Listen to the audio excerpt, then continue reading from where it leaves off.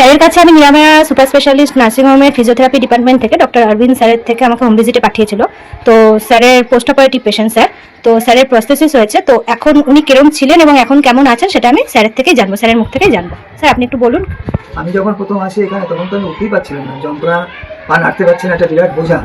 তারপর উনি এসে প্রতিদিনই আমাকে দেখতেন এবং খুব যত্ন সহকারে করেছেন এবং ভরসা দিয়েছেন সবচেয়ে বড় কথা। এটা আমি মনের বলটা পেয়েছিলাম না, কেউ আস্তে আস্তে আস্তে আস্তে প্রথম থেকে খুব কষ্ট হতো, খুব লাগতো ইয়ে হতো, সেগুলো আস্তে আস্তে চলে গেল। তারপর উনি হাঁটাতে শুরু করলেন, তারপর তো এখন তো অনেকটাই ভালো আর কি।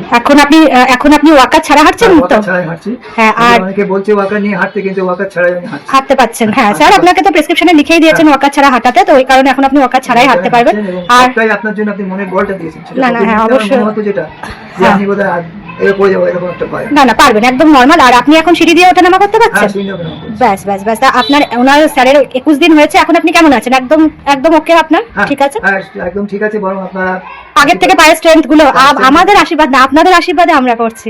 হ্যাঁ, পায়ের একদম পুরোপুরি সুস্থ হয়ে চলে যেতে পারে। হ্যাঁ, না না না, আপনি একদম ভালো থাকবেন। আর পায়ের স্ট্রেংথ তো আগের থেকে বেড়েছে।